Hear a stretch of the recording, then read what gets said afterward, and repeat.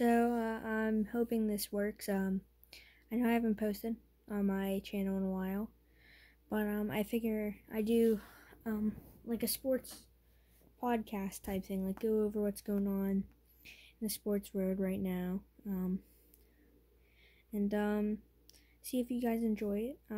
Like I said, no, I haven't posted in a while, but I figure we go into sports.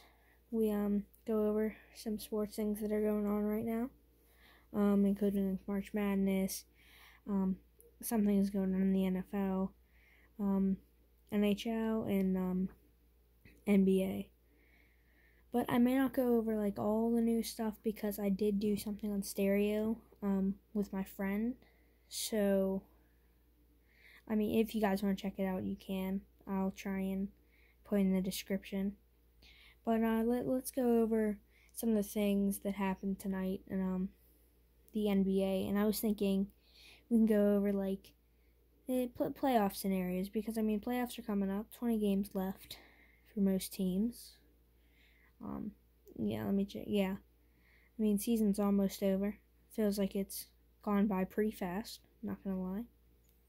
But yeah, let's go over what's going on today. Trailblazers blaze past the Pistons. The Heat beat the Pacers. The Mavericks beat the Celtics. The Celtics are in a hole right now. The Nets beat the Rockets. Wow, that's an upset. The Jazz barely beat the Grizzlies. Timberwolves with a comeback against the Knicks. Thunder beat the Raptors. The Spurs beat the Kings.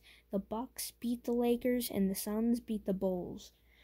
I mean, I think the main ones that you have to focus on, because I mean, the Timberwolves beating the Knicks, it may not sound that important because the Timberwolves are in it, but the Knicks are fighting for a playoff spot. The Spurs won, they're fighting for a playoff spot. Heat won, fighting for a playoff spot. Even the Celtics, they can't lose much more, or it's not gonna look good. I'm a little.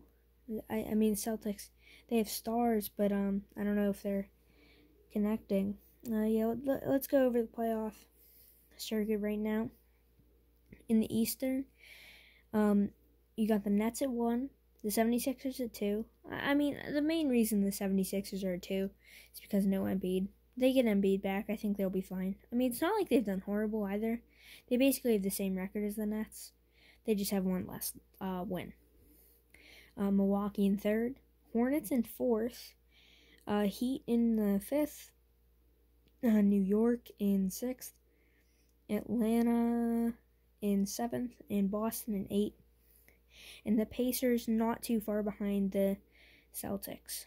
But I think the Eastern Conference, once you name the Bucks, it's really bad. I mean, the Hornets are 24-22. I mean, there's some teams in the Western Conference that are out of the playoffs that could be in that spot. That's the 4th seed. So, I mean, I don't know. I don't think Eastern Conference is much to worry about other than the Nets, 76ers, and even the Bucks.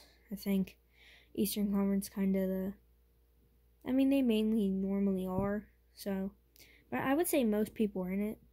Most teams. I mean, you could even say the Wizards honestly still have a chance. But I don't really think the Eastern Conference is that strong when you get off the Nets and 76ers and Bucks. Well, let's move on to the Western Conference, the stronger conference. You got Utah first, Phoenix second, Clippers third, Lakers fourth. That's mainly because they're very injured right now. They're 5 wins, 5 losses in their last 10. Denver 5th, Portland 6th, Dallas 7th, and the Spurs 8th. I mean, this bracket, this conferences are so strong. I mean, their 6th seed only has 18 losses, and I mean, they could be the 4th seed in the Eastern Conference. So Western Conference is going to be so much more entertaining, so much more not entertaining, competitive.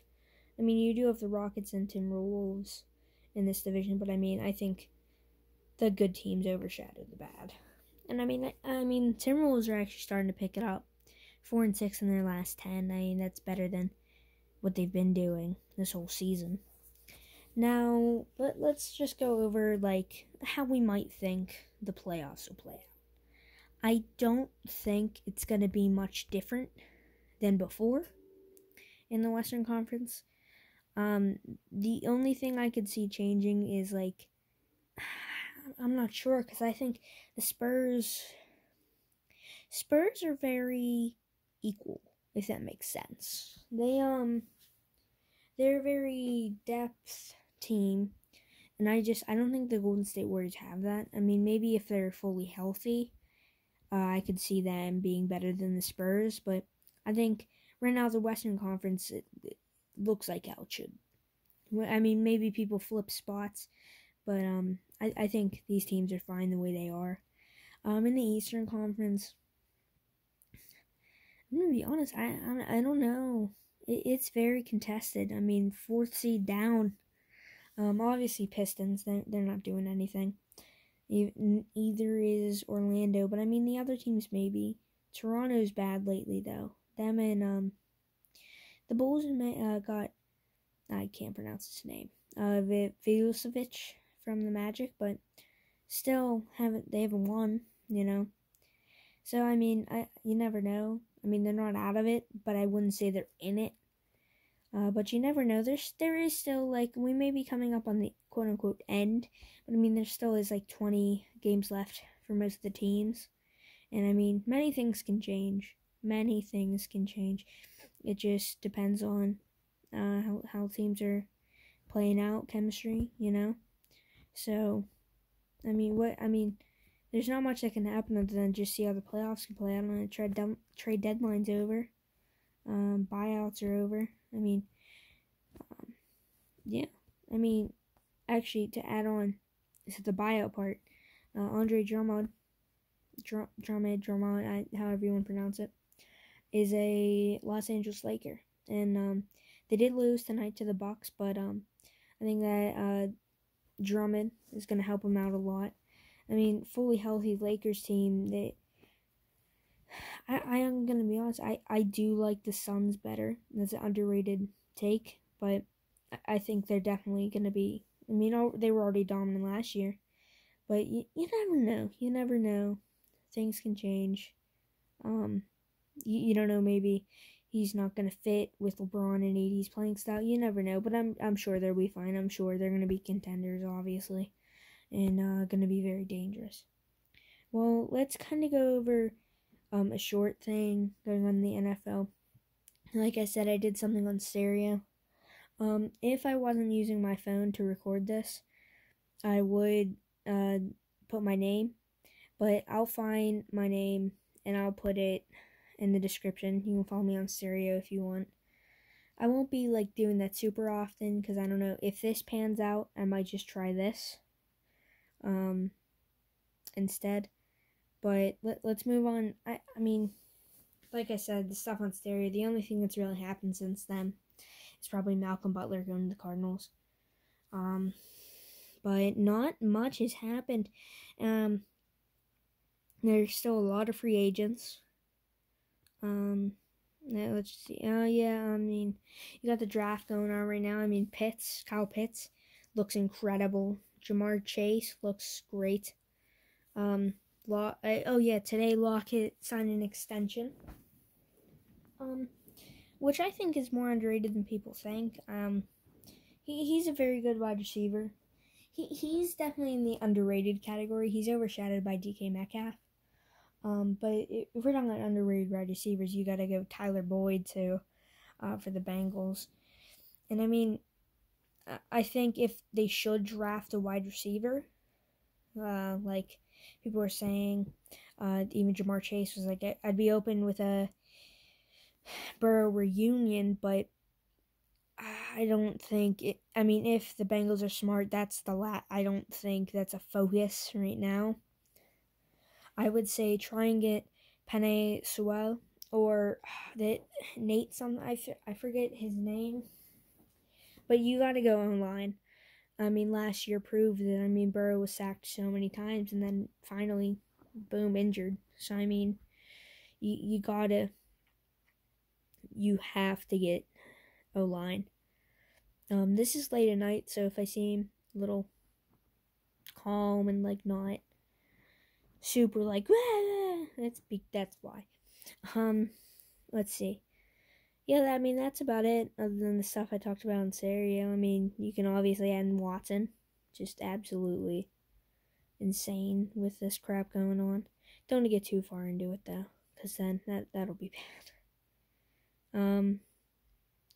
But I think that's about it. I mean, you have the draft coming up. Obviously, Trevor Lawrence looks amazing. Justin Fields had a good pro day. A lot of people had a good pro day.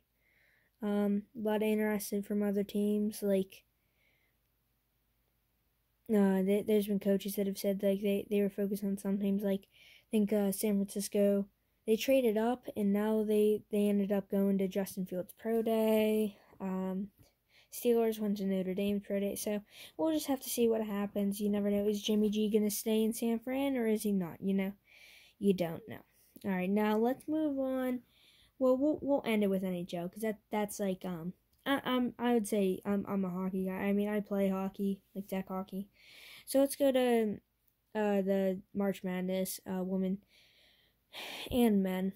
Let's just basically go over. I mean, it's been crazy. I think everybody kind of got sad, and I mean, I would say I kind of like I may not teared up as I may say, but like my heart teared when I saw Oral Roberts miss that last minute 3 and get eliminated. I mean that's a Cinderella story, and just for honest, I mean just for Arkansas to get annihilated the next round by Baylor, was kind of upsetting. So, yeah. I mean, most of the other ones are kind of self-explanatory, except UCLA finally knocked down overrated Michigan. I mean, you could see it coming. It was building up. They were beating semi-okay teams, and then they lose to UCLA. That's the most Michigan way to go out. But now in the Final Four now, you got Houston taking on Baylor in Final Four, and you got UCLA versus Gonzaga.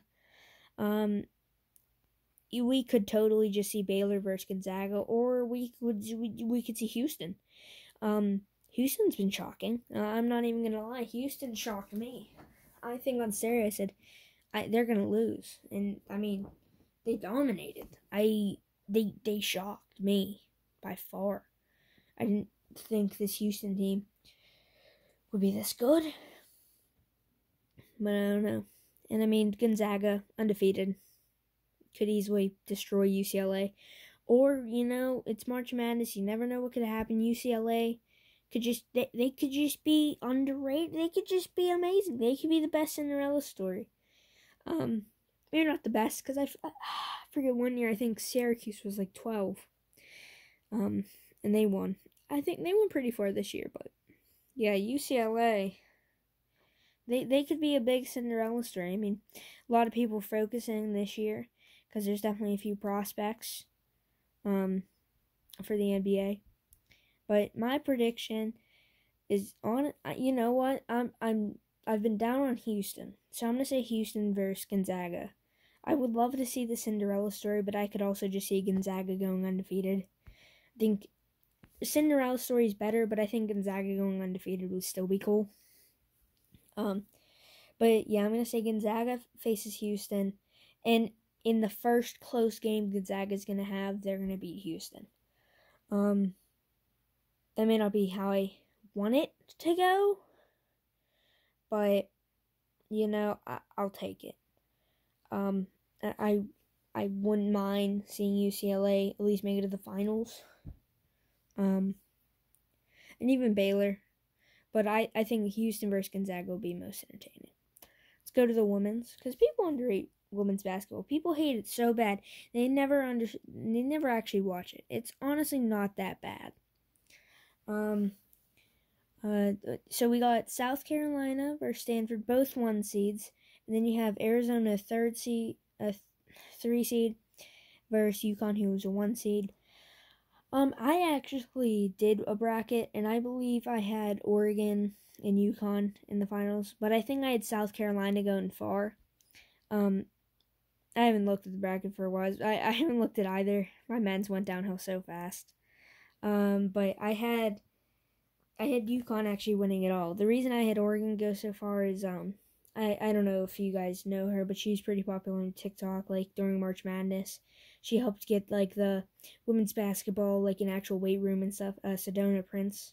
So I was rooting for Oregon to win, but I think they got knocked out in the they lost to in the I believe Elite Eight against Louisville. Sorry, they're right in front of my face and I can read it.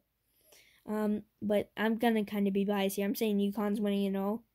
They're gonna beat Arizona, but I'm gonna say that Stanford actually beats South Carolina. I don't know. Stanford seems cool, and Stanford, they have a better record, too. I haven't paid attention ever since stuff went downhill. I paid attention, but I haven't. You know when you pay attention to something, but you don't at the same time. That's just something I feel like everyone does. It's like, yeah, I've been looking at that when you really haven't, but you have. It's weird. I just confused everybody. I think that's about it for March Madness. There's not much to talk about when it's like the Final Four. Got 4 teams left. Now let's go to NHL, which I think is pretty interesting right now. You got trade deadline coming up. You got some teams that were like, before the season, they were either supposed to dominate, that are going downhill. Some teams that were supposed to suck, that are doing good. So I figure I'd go over that, because in my podcast, we didn't really focus on hockey that much, because basketball, March Madness, that was real big when we did that. Well, let's go over the scores from today. Let's go, a lot of blowouts. Let's go over the close games first. We had Sharks versus Wild, 4-2. Then you had Kings and Knights, 4-2 Kings. That was an upset. Same thing with the Sharks. That was an upset. Maple Leafs beat Jets 3-1. This is the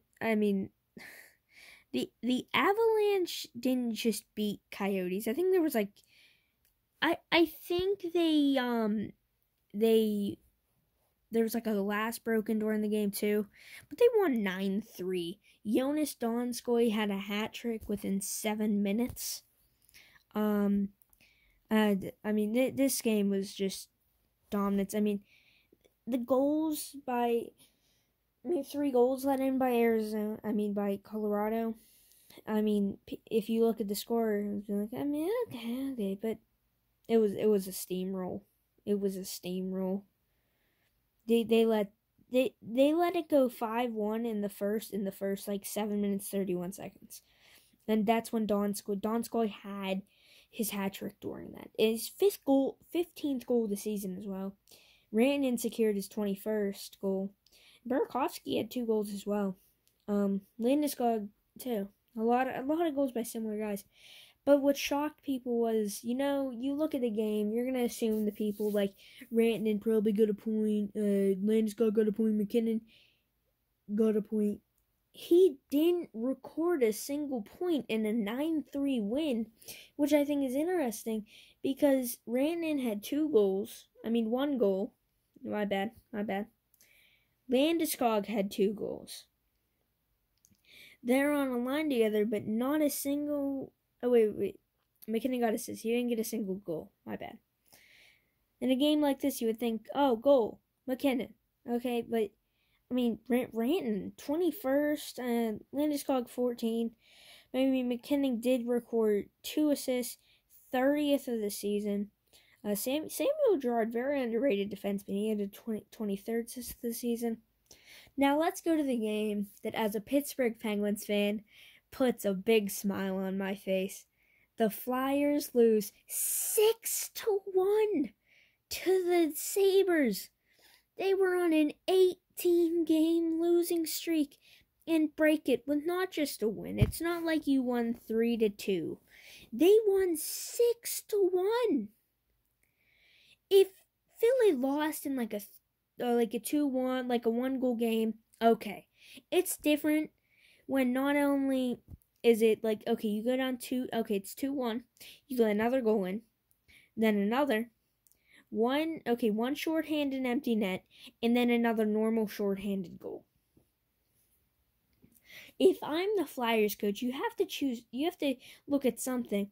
Maybe, Carter Hart and Brian Elliott, they're obviously a part of the issue, but I don't think they are the issue. It's obviously something else, and I think if you're a hockey fan, you realize Phillies has offense. They have offense. They lack so much defense. It's immaculate. They lack so much defense, and that's their issue.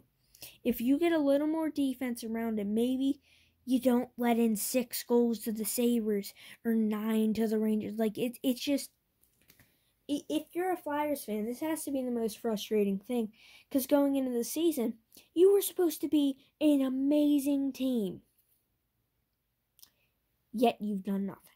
Yet, I'm gonna be honest, I don't know how they even have 38 points. With the way that they're playing, they shouldn't even be in playoff contention. You just let the Sabres win. The Rangers have just destroyed you lately. You have to change something, and it's obviously not goaltending that's the issue. Because you changed the goaltending a little bit. You even brought the backup dude, and you guys still let a short-handed goal. This is getting worse and worse, and it wouldn't be as bad if they weren't as hyped up as they were in the off-season. In the off-season, the only thing you heard was Carter Hart, next best goalies, blah, blah, blah. And now you look at this, and they're 3 points out of a playoff spot because Boston's there. But if you want to be in first like they were hyped up to be, you're 12 points behind. And if you see the other people in your division, the Penguins, I don't want to sound biased, but are winning with injuries. The Islanders winning, and honestly, I think are a decent team because they have a strategy to win. Washington, I don't know. I'm not a big fan of Washington, nor am I a big fan of Boston. But I just think if you want to pass some of these teams, you're just going to have trouble. Even Boston. Boston's played the least amount of games in the division, and they still have 41 points. So you have to change something. I think the Rangers, 36 points, only 2 behind Philly, is actually, they're shocking themselves. They weren't supposed to be this good. And I think that it's solid. I think they can make the playoffs. I think they deserve it over Boston. But there's still a decent amount of games to go. There's still the trade deadline. And let me go over that before we end this. If we're talking trade deadline, I used to do this. How about let's go question of the day. Who do you think's getting traded and where to? Because I believe, the main people that are getting traded, Goligoski from Arizona and Taylor Hall from Buffalo. Because I think he does want to go somewhere and win. But anybody trying to trade for Taylor Hall, in my opinion, is a moron. He leeches onto teams. He'll go on a team and ruin them. Arizona doing amazing last year, jumps on the team, and they just go downhill from there. Goes on Buffalo, worse than anybody could have imagined.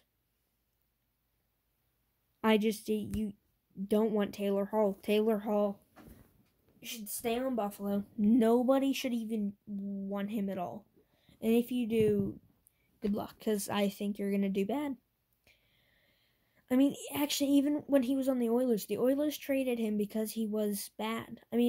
People think of it as a bad trade because all the Oilers got was Adam Larson. But Adam Larson is now a solid defenseman and still on the Oilers. Taylor Hall was on 3 different teams since he left the Oilers. He had 1 good year with the Devils, and it ended. There's obviously a sign of something there.